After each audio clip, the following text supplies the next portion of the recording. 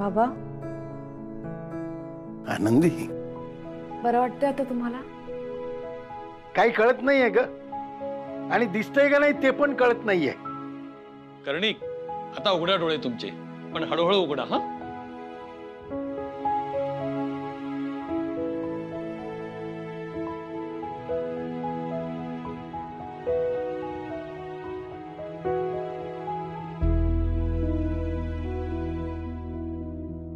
आता दिसतंय ना कर्णिक? हो.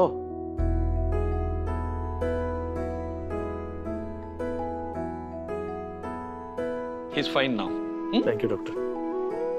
अरे तुम्ही सगळे आलात? अरे ए राघव, अरे मला दिसतंय. आनंदी, मी पाहू शकतो. सुलक्षणा,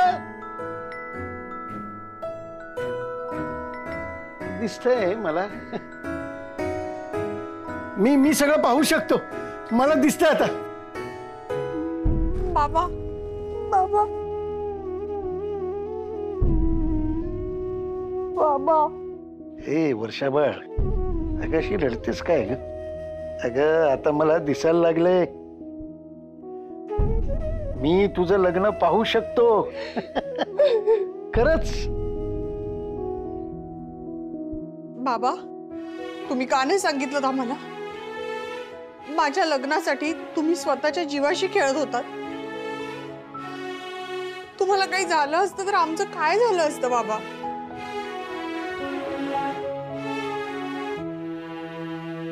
माफ कर पुरी.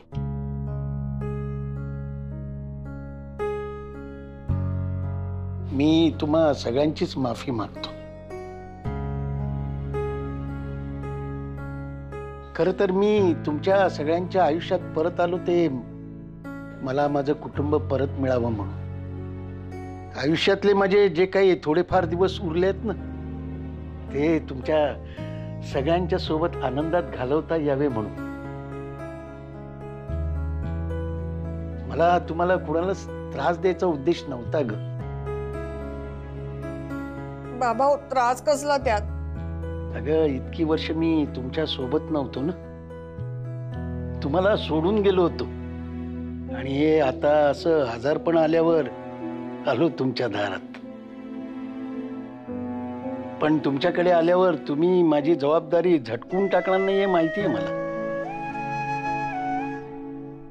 जेव्हा मला कळलं मला ट्यूमर आहे, तेव्हा असं वाटलं की रस्त्याच्या कडेला एखाद्या बेवारस माणसासारखा मृत्यू होणार माझा. माणूस एकटा जगू शकतो ग, पण मरताना माणसं लागतात. किमान खांदा द्यायला तरी.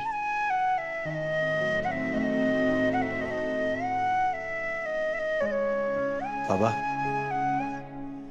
नाही असं काही बोलू नका. आता सगळं व्यवस्थित होईल. आता तुम्हाला दिसायला लागलंय ना, मग हळूहळू सगळ्या गोष्टी व्यवस्थित होतील. तुम्ही बरे व्हाल लवकर.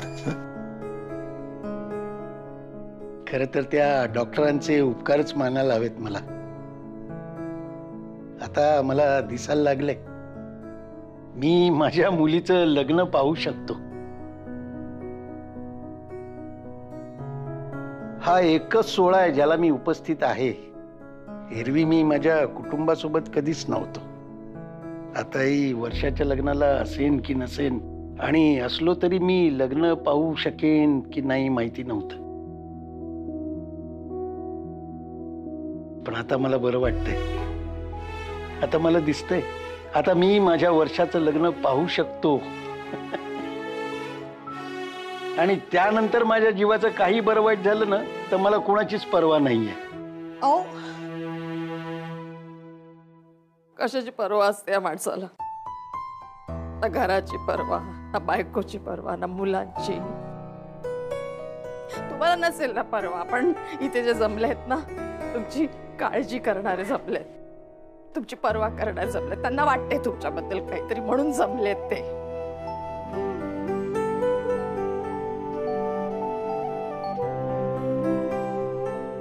आणि तुम्ही म्हणता काही काळजी नाही, काही पर्वा नाही.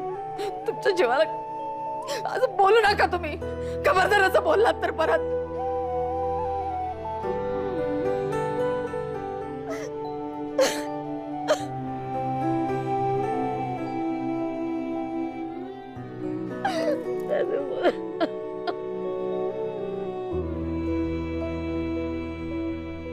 माफ कर ग. बरोबर बोलतेस तू. या सगळ्यांना माझी काळजी आहे. एवढं चुकीचं वागून सुद्धा हे सगळे आज माझ्या सोबत आहे. जेव्हा मी घरी परत यायचं ठरवलं होतं ना, तेव्हा मला कळत नव्हतं की जावं का नाही. सुलक्षणा, तू, राघव, वर्षा मला स्वीकाराल की नाही ही भीती होती. पण पाटकर स्वीकारलं हो यांनी. आणि त्याचबरोबर मला आनंदीसारखी सून मिळाली. सर्व गुण संपन्न. जेमतेम 20च दिवसाची आमची ओळख, पण तिनं माझ्यासाठी खूप काही केलं. खरं तर आज तिच्यामुळेच तुम्ही तिघं मला भेटला. खरं म्हणजे तुम्ही सगळे माझी माणसं आहातच, पण भावासारखे हे व्याही पाटकर वहिनी आणि आता या इंदुताई आणि आमचे जावई बापू, तुम्ही सगळेच माझ्या आयुष्यात आलात रे. खरं सांगू, आजारपणामध्ये आपल्या माणसांचा आधार आपल्याला हवाच असतो. कुठल्या जन्माची पुण्याई होती कुणास ठाऊक, मला अशी देवासारखी माणसं भेटली.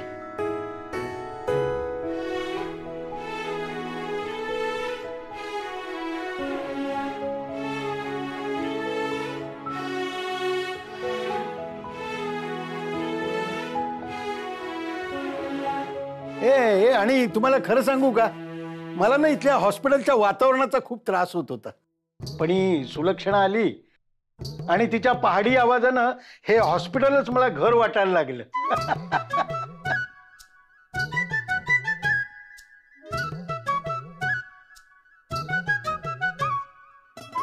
बघ राघव, म्हटलं होतं ना हा माणूस सुधारणार नाही म्हणून. कुठे काय बोलायचं भानच नाही त्यांना.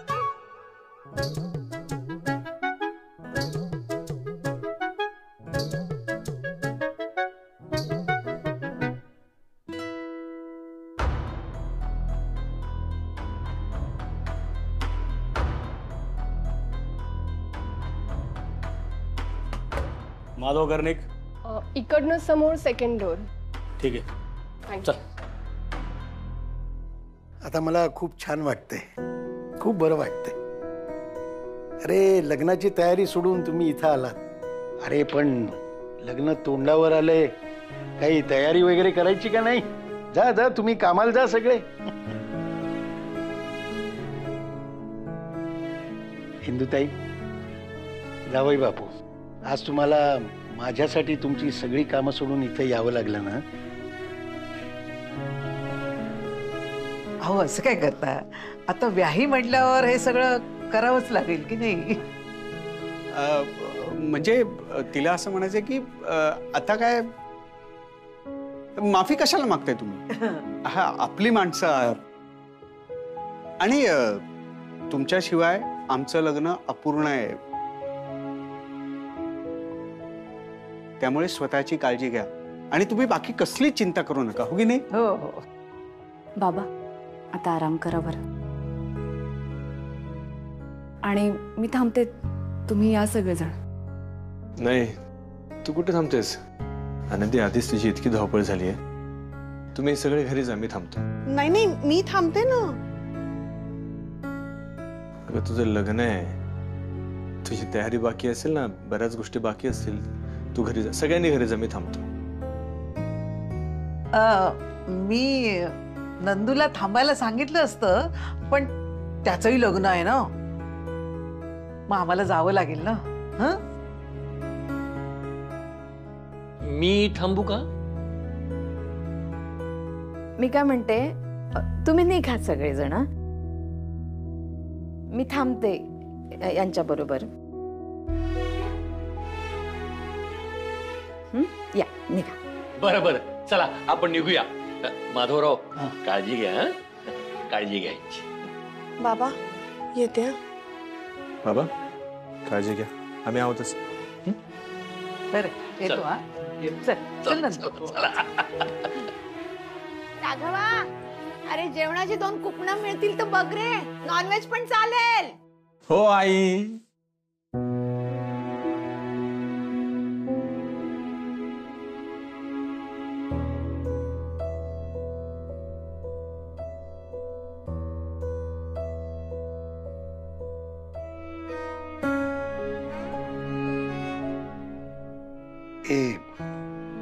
सुलक्षणा, काय? इतक्या वर्षांनी असं समोरासमोर आल्यावर बोलणं अवघड झालंय नाही. मी तुझी अवस्था समजू शकतो का? माझी पण अवस्था तशीच झालीय. मला माहितीये सुलक्षणा, मी माझ्या संपूर्ण आयुष्यात खूप चुका केल्या. त्या सगळ्या सुधारायच्या आहेत ग. मरताना काही बरोबर घेऊन जायचं नाहीये मला. फक्त एक संधी हवी होती. देशील? माधव आहे का आतमध्ये? कोण आहात तुम्ही? आणि त्यांचं वय काय? त्यांना नावाने हाक मारताय तुम्ही? लाज नाही वाटत? ए, तू आम्हाला नको शिकावू कोणाशी कसं बोलायचं आणि कसं वागायचं ते. जरा हळू बोला, हॉस्पिटल आहे. हॉस्पिटलमध्ये आहेत म्हणूनच बोलतोय, नाहीतर त्या माधवला पकडला असता. आणि काय बोललं लक्षात नाही आलं? आणि कसली भाषा वापरतोस तू? मग कशी भाषा वापरायची त्या माणसाबद्दल? लाखो रुपयाचं कर्ज घेऊन फरार झालाय तो. आता सापडलाय. आता पैसे घेतल्याशिवाय काय आम्ही जाणारच नाही. काय प्रकार आहे हा? कोण आहे ते? ते काय घोळ घालून ठेवलात तुम्ही? कोण आहे ती माणसं? हे बघा, ते तुमचे पैसे घेऊन कुठेही पळून गेलेले नाहीयेत. मी त्यांचा मुलगा आहे. माझ्या घरात ते राहतात. त्यांची तब्येत बरी नाहीये म्हणून. नाटकं आहे ती सगळी. आता हॉस्पिटलमधून कुठं पडून जातो ना ते बघतोच. तुला सांगितलेलं कळत नाही? इकडे तुझी गुंडागिरी चालणार नाही. चालणे नाही काहीत ना? निघा.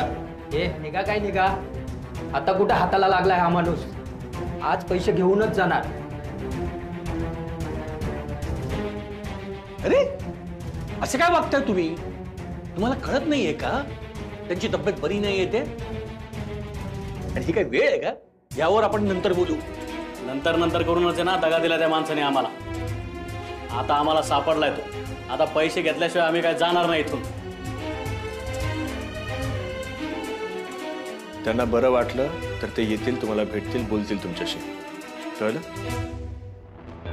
आता निघायत नाही तर सिक्युरिटीला बोलले. ए, तू आम्हाला घाबरवतोयस? माधवला भेटल्याशिवाय आम्ही काय इथून जाणार नाही.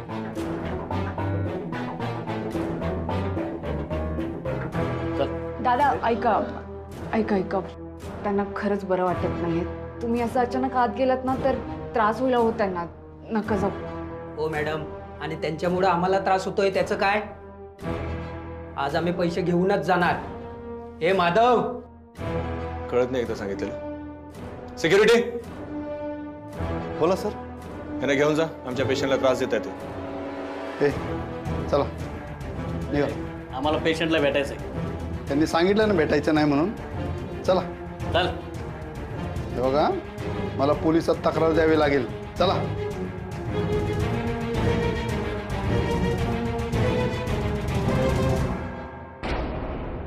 यावेळेस सोडतोय तुला, पण तुझ्या बापाची बाजू घेऊन ये ना, तू खूप मोठी चूक केली. आता तुझ्या बापाचं कर्ज तुझ्याकडून वसूल करतो का नाही बघच मी. हो चला चला. दादा, अरे हे काय आहे सगळं? हा, या लोकांना कसं कळलं बाबा इथे ऍडमिट आहेत ते? कृपा माझे अहो, ह्यांचाच फोन आला होता मगाशी. मीच सांगितलं ह्यांना फोनवर की बाबा ऍडमिट आहे. पण आनंदी, तुला तरी काय माहित हे असं होणार आहे म्हणून? नाही, पण जे झालंय ते भयंकर आहे. आपण माधवरावने विचारायला हवं या बाबतीत.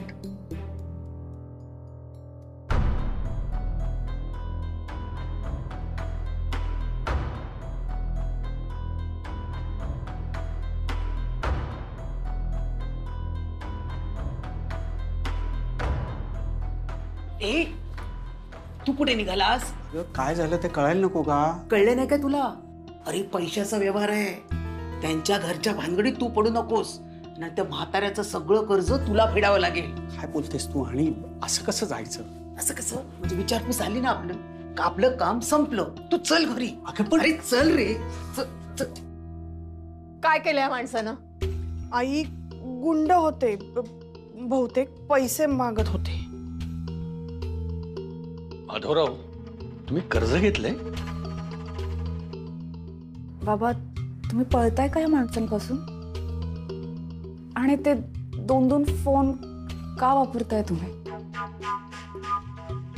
थांबा एक सगळ्यांनी थांबा. काही कोणी त्यांना विचारणार नाही. तुम्ही सगळ्यांनी बाहेर जा, मला एकट्यात बोलायचं त्यांच्याशी. काय बोलायचं ठेवलंय या माणसाने? सगळं कळलंय आता. आई प्लीज बाहेर जा. आनंदी या सगळ्यांना बाहेर घेऊन जा. आई जा जा. ताई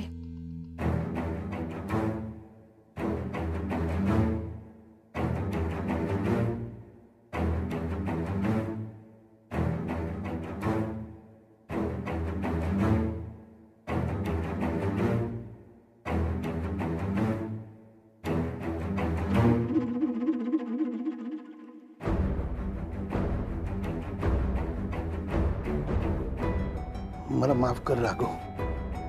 कोण आहात तुम्ही? आपल्या कुटुंबावर केलेल्या अन्यायासाठी आयुष्यभर पश्चाताप करणारा माणूस, की लोकांचे पैसे इकडून तिकडे फिरवणारा, फसवणूक करणारा गुन्हेगार?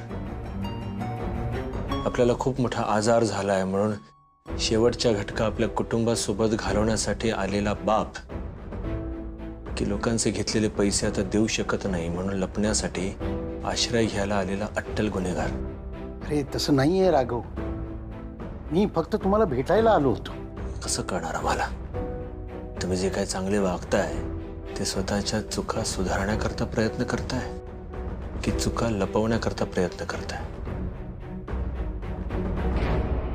कोण आहात कोण तुम्ही?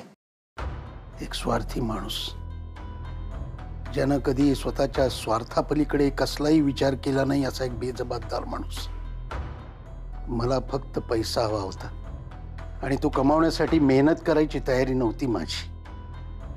मग स्वतःची हौस, स्वतःची चैन भागवण्यासाठी मी सुलक्षणाकडून पैसे घेऊ लागलो. प्रसंगी भांडणं व्हायची, मारामाऱ्या व्हायच्या आणि मग दारू पिऊन घरी यायचो. आणि त्या दिवशी तू अचानक माझा हात पकडलास. त्यावेळी वाटलं की संपलं. एवढ्याशा पोरानं बापाचा हात पकडला.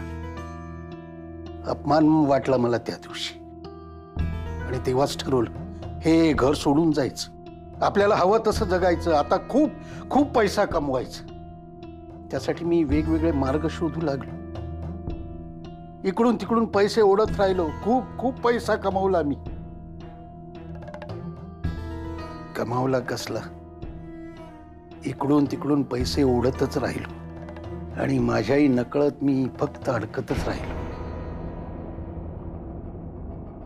आणि आता तर पाणी पार डोक्यावरून गेलं. इतकं कर्ज झालंय, एखाद्या दलदलीत रुतावाना तसा. मी तोच आहे जो वाट चुकलेला आहे. मी तुम्हाला हे सगळं सांगणार नव्हतो, पण माझं नशीबच फुटकं निघालं. जेव्हा मी तुमच्या बरोबर होतो तेव्हाही तुम्हाला त्रास दिला. जेव्हा तुम्हाला सोडून गेलो तेव्हाही तुम्हाला त्रासच झाला.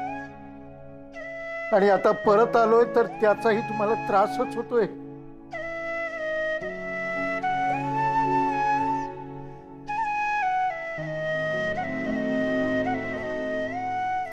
शांत व्हा, शांत व्हा. जे झालं ते झालं. आता काहीतरी मार्ग काढू आपण. काळजी करू नका बाबा.